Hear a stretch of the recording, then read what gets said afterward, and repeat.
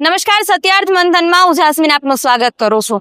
હાલ પેટ્રોલ અને ડીઝલનો અપૂરતા જથ્થાની અફવાને કારણે મોટા પ્રમાણમાં અનેક મોટા શહેરોમાં પેટ્રોલ પંપ પર લોકોની લાંબી કતારો જોવા મળી છે. ત્યારે રાજકોટના પેટ્રોલ પંપની શું સ્થિતિ છે ચાલો જોઈએ. અત્યારે પેટ્રોલની લાઈનમાં ઉભા હતા, શું કહ્યું તમને? અત્યારે હવે બંધ થઈ ગયું, કાલે આજે પૂરું. એટલે આજે સ્ટોક નથી એવું કીધું? હવે ઈ નથી કેતા કઈ સ્ટોક છે કે નહીં એવું, પણ મારું તો કેવું એવું છે કે ગવર્મેન્ટે પેલા તો ક્યાંય લીક ન કરવું છે, પેટ્રોલ નથી એના હિસાબે આ તકલીફ પડે છે. હકીકતમાં ન્યૂઝ વાળા કે ફેસબુક કે ઓનલાઈન છે એમાં ક્યાંય લીક જ ન થવું જોઈએ. પેલા તો આરામથી બધા માણસોને મળવાનું છે તો શું કામ આ થવું જ ન જોઈએ, કાંઈ થાય જ નહીં. પણ સરકાર તો એવું જાહેર કરે છે કે આ યુદ્ધના કારણે સ્ટોક નહીં, શનિ રવિના કારણે પેમેન્ટનો વિલંબ થયો છે એટલે છે. પણ એ જાહેર ન કરવું જોઈએ ને ગવર્મેન્ટે, કારણ કે પબ્લિકને એ ખબર જ નથી ને. સાચું રીઝન તો પબ્લિકને ખબર જ નથી. બરોબર, પબ્લિક શું વિચારે કે છે જ નહીં, પેટ્રોલ ખલાસ થઈ જશે, હાલો બંધ થશે એટલે તાત્કાલિક એ લોકો પુરાવી લે છે. બરોબર, એ જાહેર જ ન કરવું જોઈએ કે છે કે નહીં. સ્ટોક પૂરો થઈ જાય ને ત્યાં સુધી પબ્લિકને ખબર જ ન પડવી જોઈએ. આમાં સ્ટોક થાય જ નહીં કાંઈ. આ બાટલાની તકલીફ ઈ થઈ, બરોબર, કે કીધું એટલે ન કીધું તો બધાને મળવાના જ હતા ને. તમે કેટલી વાર છે લાઈનમાં ઉભા હતા? હું તો અહીંયા એક વાર તો આવીને વયો ગયો, બીજી વાર આવ્યો પાછો. બરાબર, એટલે આમાં છતાંય પેટ્રોલ ન મળ્યું. હા, એટલે હવે ક્યારે મળે એમ નક્કી નથી. પણ મારું તો કેવું છે, ગવર્મેન્ટે કેવું જ ન છે પેલા તો ગવર્મેન્ટે કે આ વસ્તુનો સ્ટોક નથી, આ છે કાંઈ, તો એ કાંઈ પ્રશ્ન જ ન થાય. પેટ્રોલ પુરાવા આવ્યા છો? હા, અહીંયા વારો આવતો જ નથી અને લાઈનમાં ઉભા રહીને પાછા જઈએ. અત્યારે પેટ્રોલ પંપ બંધ છે, જો બધા બંધ કરી દીધા. પણ ગવર્મેન્ટ તો એવું કહે છે કે પૂરતો જથ્થો મળી રહેવાનો છે, છતાંય કેમ? પબ્લિક કોઈ સમજે નહીં તો શું કરવું? અત્યારે બધાને જ છે, ભાવ વધારો આવે લાઈનમાં ઉભા છે બધા. જો ભાઈ ઉભા છો લાઈનમાં? 1.5 કલાકથી ઉભો. 1.5 કલાક. 1.5 કલાકથી. એટલે અત્યારે આ શોર્ટેજ છે એના કારણે કે રેગ્યુલર પુરાવા આવ્યા છો? રેગ્યુલર ઓમ તો શોર્ટેજ ના હિસાબે બાકી રેગ્યુલર સવારે આવી કાયમ.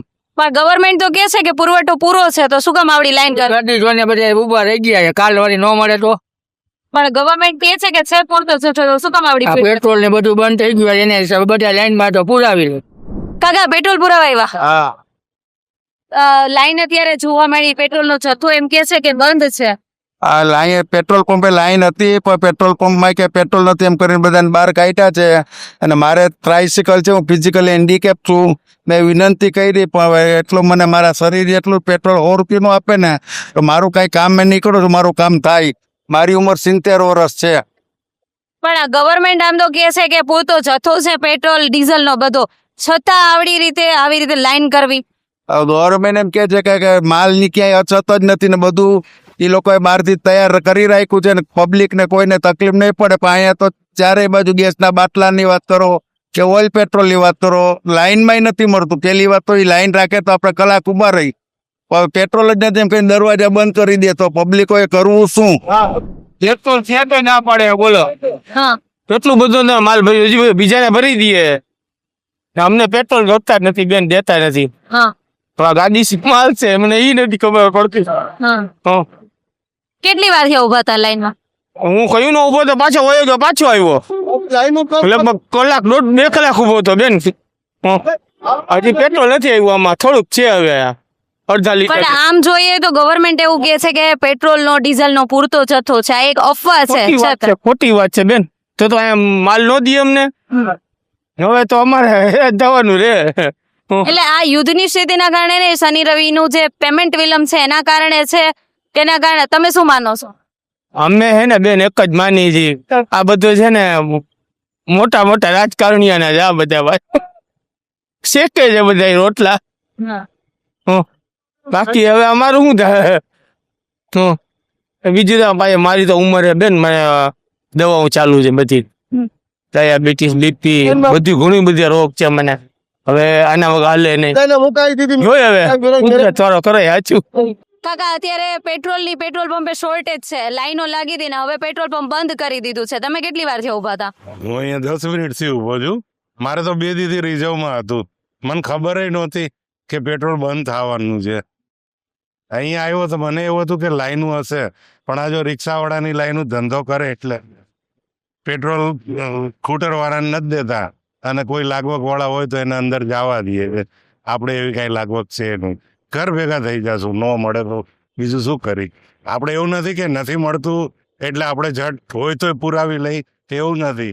તો મારે તો 1.5-2 દીથી રિઝર્વમાં હતી ગાડી તો હું તો લાવ નખાઈ આવું વાંહે 3-4 દી કદાચ ન હોય તો ચાલે હું તો એટલા આવ્યો છું અને નહીં મળે તો હું પાછો ઘરે જતો રહીશ બાકી મને લાઈનમાં ઊભું રહેવું જરાય ગમતું નહીં. કાકા આમ જોઈએ તો પેટ્રોલ ને ડીઝલ છે એ અત્યારે હર કોઈ માણસને એક જીવન જીવવાનું અનિવાર્ય સાધન માટે જરૂરી બની ગયું છે અને અત્યારે એની જ શોર્ટેજ ચાલી રહી છે. ઘણી બધી જગ્યાએ સ્ટોક પૂરો થઈ ગયો એવું કહે છે, તો આને તમે એક અફવા ગણો કે ખરેખર શું માનો છો? આપણી પ્રજા એવી છે ને કે કોક એમ કે ને કે આ બંધ થવાનું એટલે એનામાં હોય તોય નીકળી પડે છે પુરાવા માટે. હકીકતમાં અહીંયા સ્ટોક છે કે નહીં આપણને નથી ખબર, પણ આ લોકો એવું કહે છે કે સ્ટોક નથી. લાઈનું જુઓ છો તમે, રિક્ષાવાળાને ધંધારથી છે એટલે કદાચ એને આપે, આ ટેમ્પો વાળાને આપે છે, સ્કૂટર વાળાને નથી દેતા આ લોકો. તો જે રીતે અત્યારે ગુજરાતના મોટા ભાગના શહેરોમાં અત્યારે પેટ્રોલ ડીઝલની અછત જોવા મળી રહી છે. હાલ જે પેટ્રોલ પંપ ખાતે અમે આવ્યા છીએ ત્યાં પણ અત્યારે પેટ્રોલ અને ડીઝલનો સ્ટોક નથી તેવું કહી અને પહેલા તો ઘણા સમયથી લોકોની લાંબી લાઈનો હતી, એ લાઈનો અત્યારે હટાવી અને એકદમ સંપૂર્ણપણે પેટ્રોલનો જથ્થો બંધ કરવામાં આવ્યો છે. માત્ર સીએનજી અત્યારે ચાલુ છે એટલે કંઈક ને કંઈક લોકોમાં પણ આ બાબતે હેરાનગતિ અને લોકોમાં રોષ પણ જોવા મળી રહ્યો છે. પૂરતો સ્ટોક હોવાની વાતો જે સરકાર કરી રહી છે પણ ખરેખર અત્યારે જે પેટ્રોલ પંપના દ્રશ્ય છે એ કંઈક અલગ કહી રહ્યા છે. સત્યાત મંથનની યુટ્યુબ ચેનલ સબસ્ક્રાઇબ કરવાનું અને બેલ આઇકોન પ્રેસ કરવાનું, સાથે જ સત્યાત મંથનનું ફેસબુક પેજ લાઇક અને ફોલો કરવાનું અને ઇન્સ્ટાગ્રામ પેજ સાથે જોડાવાનું પણ આપ ચૂકશો નહીં. અત્યારે બસ આટલું જ. મને આપશો રજા. આપ જોડાયેલા રહો સત્યાત મંથન સાથે. નમસ્કાર.